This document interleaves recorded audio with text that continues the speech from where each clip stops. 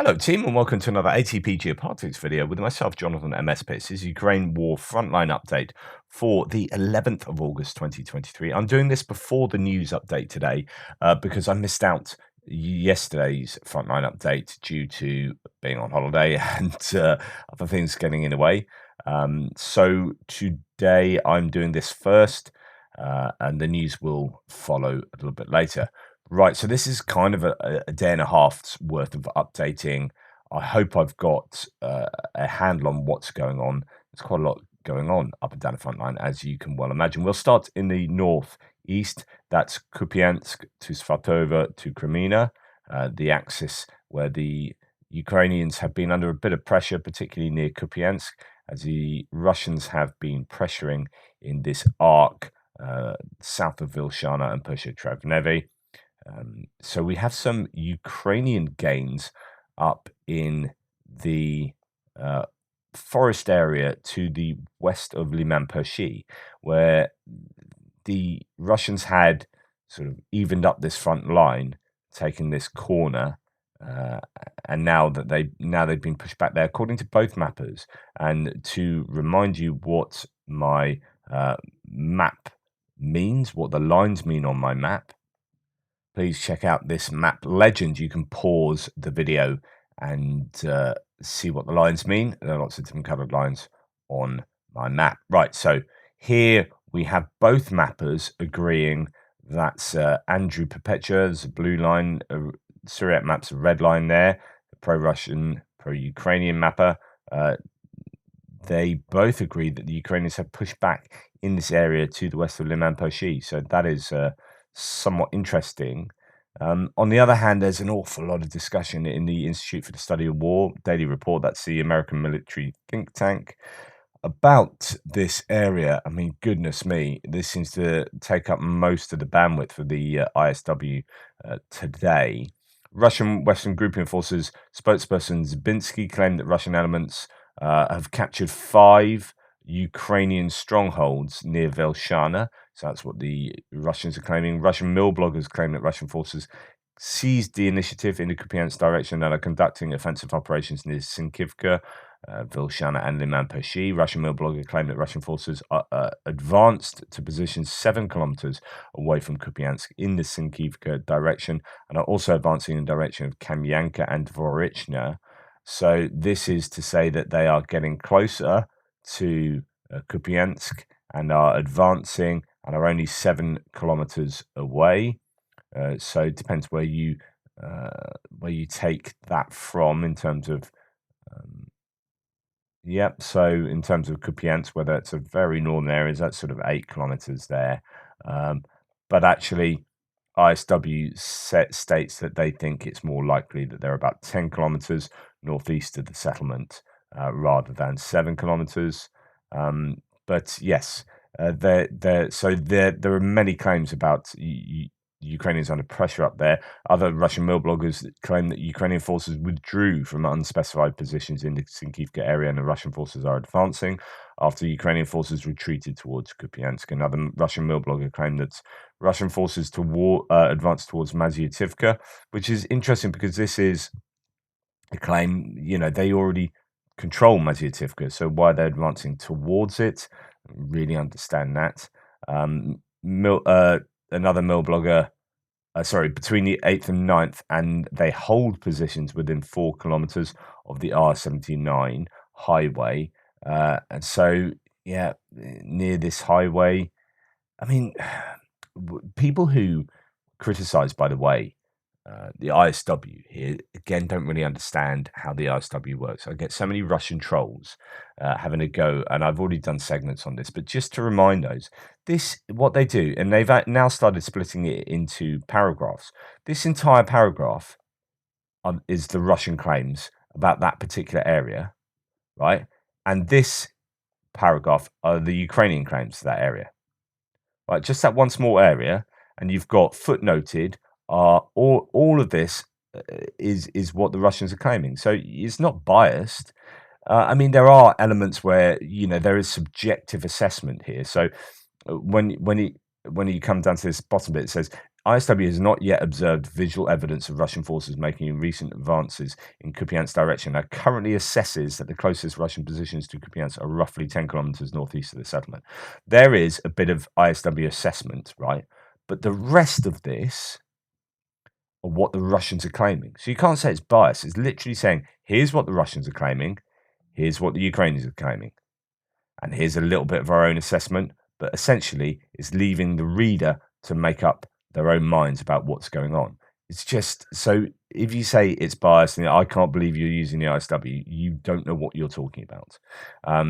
Anyway, to get back to what they're saying, so the Russian mill bloggers speculated the Russian forces are attempting to capture positions along the Sinkivka, Petropavlivka, Kucherivka line up to 7 kilometers east of Kupiansk and plan to interdict the Ukrainian ground lines of communication along the R79 highway. So this is there are highways coming down here. You've got one to the west of the Oskil River, and then you've got the one that comes up from Svatova here, and the Russians would obviously like to interdict these G-locks that go into Kupiansk. Kupiansk, as you can see, is something of a road hub in the area.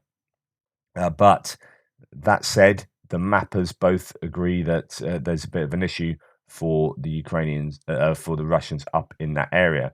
And here, Syriac Maps said just a couple of days ago that, and I showed you this, that the Ukrainians have been pushed, the Russians have been pushed back in that area. But that's that's what's happening up there. Here we have Global War Monitor saying that Ukraine has advanced in the forest northwest of occupied Liman-Pershi. 0.6 square kilometers has been added. But Rebuy here, same as a pro-Russian source, claims that fighting is ongoing in Sinkivka. So that is to state that there's fighting in Sinkivka. That's something that I haven't heard from other sources, but it could be that the Russians are pushed to the southwest towards Kupiansk and are fighting through that settlement.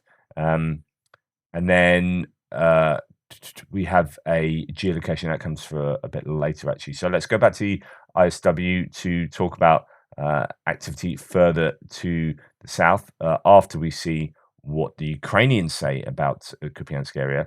Now, officials announced mandatory evacuations. I reported this yesterday for civilians in 53 settlements in Kupiansk region on August the 9th due to intensified Russian shelling and evacuation strikes against settlements near the front line. Now, we've seen another town get heavily shelled and a 60-year-old die and another one injured. So they are hitting residential towns just willy-nilly in the area. Russian forces hold positions northeast of Kupiansk well within artillery range, and the intensification of Russian offensive operations in the area significantly increases the risk to civilians in Kupiansk and surrounding settlements. The evacuations in Kupiansk Raion do not necessarily indicate that Ukrainian forces expect Russian forces to make significant advances in the area. However, so it is a little bit troubling around that Kupiansk area for the Ukrainians, no doubt. Going further to the south, geolocated footage published on August the 9th indicates that Russian forces advanced south of Crimea. Right, so now we're coming right out of Kupiansk. There's a few mapping updates here that I don't know if they're rejigging or the Russians are making advances, but no report. Sorry, Syriac Maps here says that around Yehidne and Kotlyarivka, the Russians are making some advances. Could be similar to what they were trying a little further to the south around Kalmazianivka and here Kuzimivka as well. So it appears that the Russians are active right up and down this entire axis. And then we get further down towards Crimea and this geolocated piece of footage that shows a Russian armored vehicle being hit, potentially an armored recovery vehicle by the Ukrainians, which means that the Russians are active in this area. And according to ISW, this shows an advance. Actually, it's exactly where you'd expect it to be given the front lines from both mappers there. So I'm not sure that that does signify an advance. It might do, as according to ISW's mapping, that might be somewhat more conservative than these two mappers have it for the Russians there. So it seems like the Russians are on those front lines. There is tough fighting around here.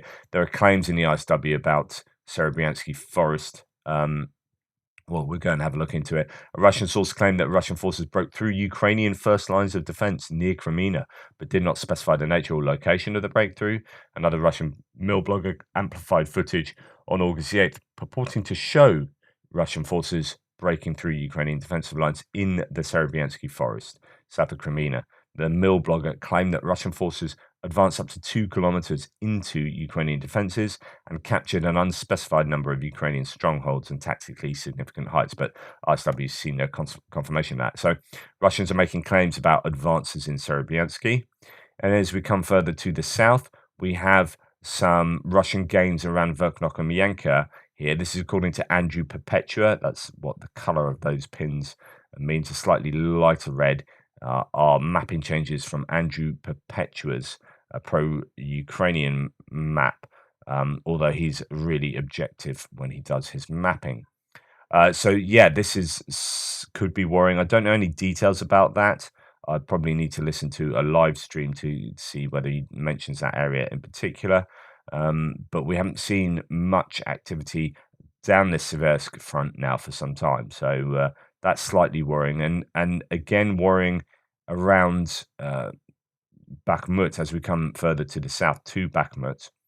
There are some gains, according to Syriac maps, in this northern area by Rozdalivka. Now, we had claims from Andrew Perpetua that and other mappers, I think, that the Russians had made some gains, some small counterattacks in that area. That's a little bit worrying. We go to Bakhmut here. We have, in Bakivka. So we come further around here, around this northern area. Not too much to be heard about Zalizniansky, Orikovo-Vasilivka, Dubovo-Vasilivka area. It's been quite quiet in terms of information over the last week. But Bakivka, there are claims from Syriac maps that the Russians had pushed the Ukrainians back in Bakivka, just around the reservoir that once was. I think it's been largely drained now as they blew up a dam there to flood this area. Well, the Ukrainians have been trying to take Bakivka. They did have a foothold in the village and then were pushed back and then pushed back again. And it was kind of back and forth. But actually, over the last week or so, the Ukrainians have been gradually pushed back from there. And all the while have been trying their luck further to the south in the Yehidne area and in the Rose Alley in this northwestern sort of suburbs, really, of Bakhmut city itself. So they've been pushed back, according to Surat maps, again in Bakivka. They say situation north of Bakhmut, Russians retook control over a series of positions northeast of Bakivka reservoir, increasing their buffer zone south of Bakivka. So here, that is the gains for the Ukrainians in that area. And then we move on to other Bakhmut sources. Although it's worth wondering or remembering that, wondering if other sources rely on, single sources. So I've talked about this the other day. When you get about 3, 4, 5 sources reporting the same thing, it might be that, for example, Syriac Mats has reported that, and then Global War Monitors picked it up and said Russia's retaken some positions near Bakivka Reservoir. War Mapper says Russia has retaken positions south of Bakivka near Bakhmut. So you wonder whether these are all independent sources or whether they're all dependent sources, and they all depend on, say, for example, Syriac maps. So it could work either way, and this could also work when reporting on Ukrainian events, indeed, as well. So just be warned that the number of sources reporting something doesn't necessarily make it any more likely that that has happened, because they could all be dependent sources. But nonetheless, this Bakivka advance for the Russians is being widely reported here. And then we come to the south of Bakhmut to Klishchivka. So let's take you back to my map to remind you of the geography here. As we come south of the city, we have This area, that is actually the wrong color. That should be a darker blue. Anyway, we have still fierce fighting around Klishchiivka, and then further south towards Andriivka, and then Kurdyivka. Now, Syriac maps the other day. Syriac maps, the pro-Russian map, still has Klishchiivka under Russian control. I've been talking about how that's just not likely at all, given that they are heavily shelling that area. They're shelling the Ukrainians there, so it'd be weird that they fully control Klishchiivka and at the same time are shelling the Ukrainians. It appears that the Russians have been pushed back largely to this railway line, although Syriac maps reported that the Russians made a big counterattack gain northwest of Kurdyivka. Not seen that reported anywhere else, so take that with a pinch of salt. And then this area, this tree line area, forest area, just don't know how much of it continues to be covered in trees. To the north of Klishchiivka by the railway line, Syriac Maps is admitting that there has been some gain for the Ukrainians in that area. I think this is just catching up with activity that took place maybe a week ago that Andrew Perpetua reported. Situation south of Bakhmut, new advances were made by the Ukrainian army north of the town of Klishchiivka. Again, I just don't think they're too quick on accepting Ukrainian counterattacks and very quick at accepting Russian counterattacks. Anyway, if we go to the ISW, there's a little bit mentioned. I mean, it's interesting that so much ink is being spilled over the Northeastern sector. Places like Bakhmut are getting far less attention at the moment in terms of what's happening. Russian forces continued offensive operations near Bakhmut and reportedly made marginal advances on August the 10th. Russian mill bloggers claim that the Russians conducted counterattacks against Ukrainian forces in Klishchiivka and Andriivka and pushed Ukrainians from unspecified positions near Klishchiivka. So this is a claim that somewhere around Klishchiivka, the Russians have pushed the Ukrainians back, but it's somewhat unspecified. That's pretty much that in the Bakhmut area. So still, the same sort of things happening. No great movements. Yeah, it's slightly worrying around Bukivka. It's been a huge loss I think, for both sides in terms of troops and equipment around there over the past month or two. So that is, a bit of an equipment graveyard, I think, to some degree. Not like we've seen in other places, but still a bit of a worry for both sides. And we come down to Avdiivka. Interestingly, according to Deep State Map, this is pro-Ukrainian map in yellow, some slight, or orange or whatever, some slight gains for the Ukrainians in this Krasnohorivka area to the north of Avdiivka. Remember, there are two Krasnohorivkas, one to the north of Avdiivka and one to the south here. So it's this northern one, some slight gains to the Ukrainians. I don't know if that's a map rejig or what's happened there. If we go to the ISW, generally, Russian forces continued attacks in the Avdiivka Donetsk line and did not make any claimed or confirmed advances.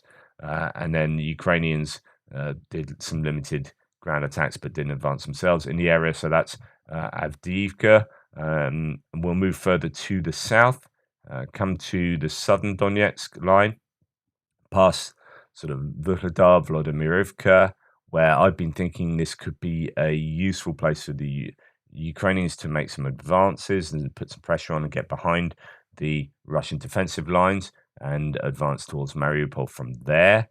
Just to remind you of the geography in the area. So you've got Mariupol there, you've got Berdyansk further to the west on the coast, and the attacks at Velika Novosilka are often talked about as being in the Berdyansk direction, up here from Vuhledar, maybe the Mariupol direction. So there's been some joy for the Ukrainians in this Staromyrsky, Velika Novosilka salient here. Staromyrsky attacking Urozhaine, the small village on the other side of this small river that meanders its way down through some of these settlements. It's the Mokry Yali River. And the Ukrainians have got over the river from the west in Staromyrsky and attacking eastwards. So that Urozhaine is being attacked from the north, the east as well, or the northeast and the west. So according to Andrew Perpetua, some gains for the Ukrainians in this particular area. If we go to some of the sources, we have no report saying Velikano and Vasilka, large parts of the Urozhaine are under Ukrainian control. Ukrainians have entered Urozhaine and took the fight to the center and southwestern part. A Russian counterattack with reserves from Zavitny Bazania has failed. So that's all very positive for the Ukrainians. And you can see a much sort of flatter Russian defensive line for null reports than what some of the other mappers are reporting in the area, which is kind of, very much up and down there. So different mappers have different accounts of what's going on. Positive news is coming from the settlement of Urozhaine. Russian sources report Russians have been surrounded and lost communication, suffered high casualties, and no chance for a tactical withdrawal. So that was what I reported yesterday in the news piece. And then Khodorkovsky from the Vostok Battalion says the situation, there's information that some positions the enemy managed to squeeze us out, and Urozhaine was partially encircled. It's difficult to understand the real situation right now. And then there was footage to suggest fighting inside of Urozhaine, so it's definitely taking place. Footage from inside Urozhaine, Ukrainian forces on the move in the center, close to the Mokry Yali River. Gunshots can be seen hitting the ground. Still, the Ukrainians have reached the center, and this was from yesterday morning, so this is quite a long time ago now. A lot will have changed since then. Let's go and find where that geolocation is. And yeah, as you can see, that supports the advance of the Ukrainians, as according to Andrew Perpetua's mapping there. So activity for the Ukrainians there in the center, advancing across the river. There you go, close to the Mokry Yali River. Then some interesting still here. This is a claim that there's a JDAM strike in Urozhaine. So that is significant. It's a large explosion, bringing to bear these JDAMs that I've talked about. There was a lot of anticipation about these munitions. These are the guided munitions that are dumb bombs rejigged to be dropped from aviation that can have quite a bit of range, quite a bit of explosive power, and have some guidance on them. So they're using them in the Urozhaine area, which is good news, I think, for the Ukrainians, that they can get some kind of air support there. The 7th Russian Ranger unit shells Ukrainian soldiers in Urozhaine. So let's look at this. This is from basically yesterday. Yep. So again, this might have changed, but you've got Ukrainian soldiers being bombed by the Russians or hit by the Russians in that area. So again, attacking across the river into the western outskirts of Urozhaine. So it looks like the Russians are under a lot of pressure in the Urozhaine area. I don't know that I have any other information about it now. From the ISW, geolocated footage published on 10th of August suggests that Ukrainian forces crossed the river and advanced eastward into the southwestern outskirts of Urozhaine, which is what I've showed you. Russian mill bloggers claim that Ukrainian forces also attacked Pryutne as well. So if we come out of here and go a little bit to the west, we have Pryutne there. There has been some reduction in the control of area by the Russians over the past week, with the Ukrainians, according to Andrew Perpetua, taking some of this high ground between the two, between Pryutne and Staromilsky. We'll see whether that has changed since then.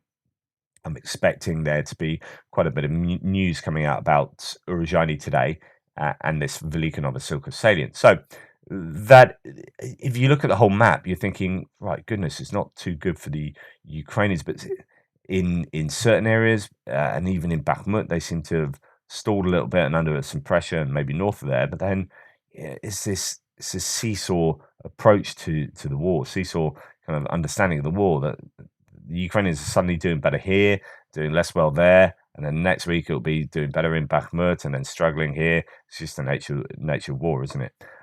Okay, in as we come further to the west, to the Melitopol direction, as it's often seen, south of Orikhiv and Machka, we have Robotyne, and the Ukrainians seem to finally be making more significant gains in the Robotyne area.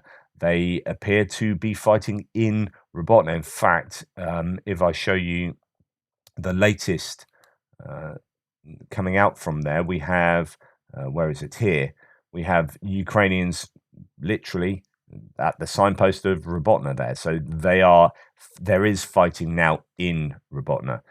War Mapper says, update, Ukrainian forces have captured Russian positions east of Robotyne. So here we have a lot of grey zone, as you can see, where there's intense fighting, contested areas, but the Ukrainians are pushing to the east of Robotyne. We have, it looks like Russians are getting screwed over near Robotyne, says Osint Yuri, as there's a few images or an image there to suggest that the Russians are under a bit.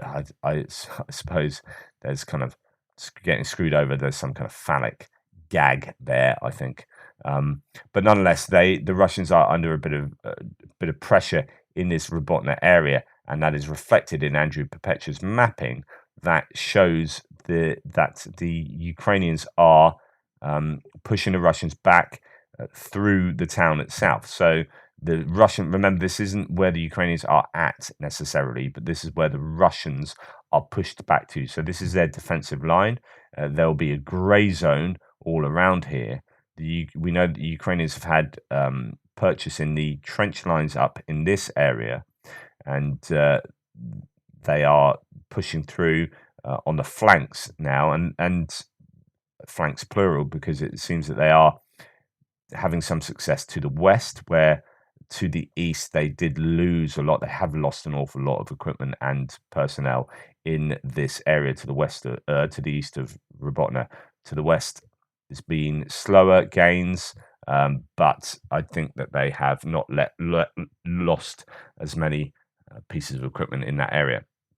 But I just think this is significant. If suddenly Robotyne falls, then that is a really you've got some defensive lines here that might fall with it. You've got a really tough nut has finally been cracked.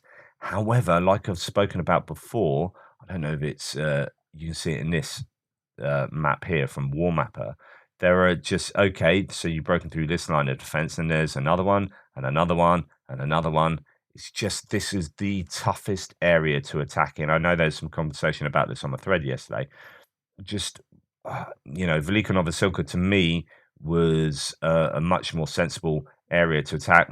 Fewer defenses there, and once you get through them, then it's a bit of a race down to Mariupol. Here, this attack towards Tokmak. Tokmak is itself completely surrounded, and then you've got 3 or 4 defense lines between Tokmak and where the Ukrainians are at. So it's just a really difficult place to attack. Anyway, if we go back to the ISW, not much to report. I mean, they do say basically all the sort of things I've said. Positional battles taking place further to the west in Piatichetki. So it seems to have really slowed down to, well, it's been stopped there. There's been a halt around Zerebienki for some time now. The Ukrainians were making some gains to the west near Kamyansky, but I haven't really heard any movement there either. And then finally, in the ISW, we have talk about Kherson. I don't know that I've got too much to mention that I haven't already talked about in Kherson previously.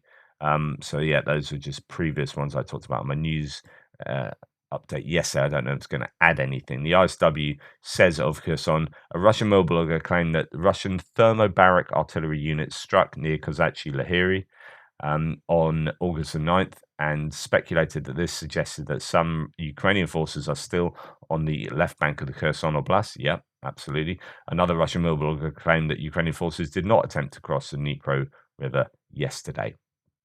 There has been quite a bit of operational security going on with the activities around here. This is because actually Lahiri, if you remember yesterday, there were claims that the Ukrainians were trying to encircle the town, perhaps maybe get down to the south to a small village called Chilberda, further to the south. There it is.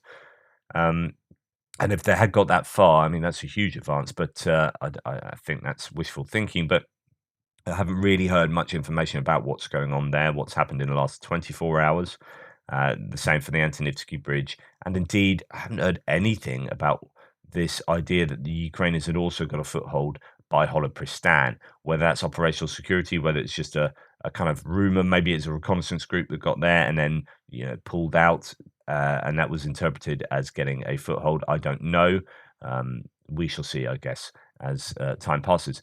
There you go. That's the update for today. Please like, subscribe, and share. Sorry, it's been a bit late, as in I didn't get you one yesterday, but that's what's happening. It's another day of a mixed bag of nuts, really, up and down the front line, where the Russians are pressuring in certain areas and then losing ground in other areas, and you're wondering whether um, those forces that are pressuring in certain areas would be better used defensively elsewhere, or whether that is a successful tactic for the Russians, a successful strategy to try and sort of distract the Ukrainians and get them to fix their forces that they'd otherwise be using for the counteroffensives. But I talked to you yesterday about how they do have some fairly deep reserves where the Russians don't.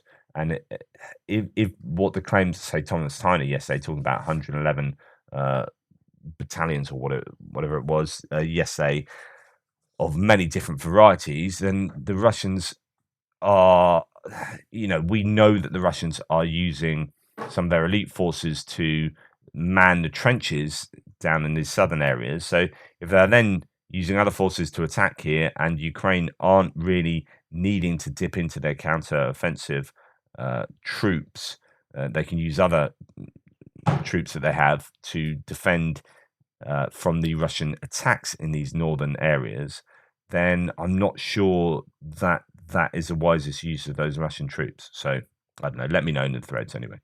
Thank you for watching. Please like, subscribe, and share. I really appreciate all of your support. It's magnificent. You are truly an awesome team. Take care, and I'll speak to you soon.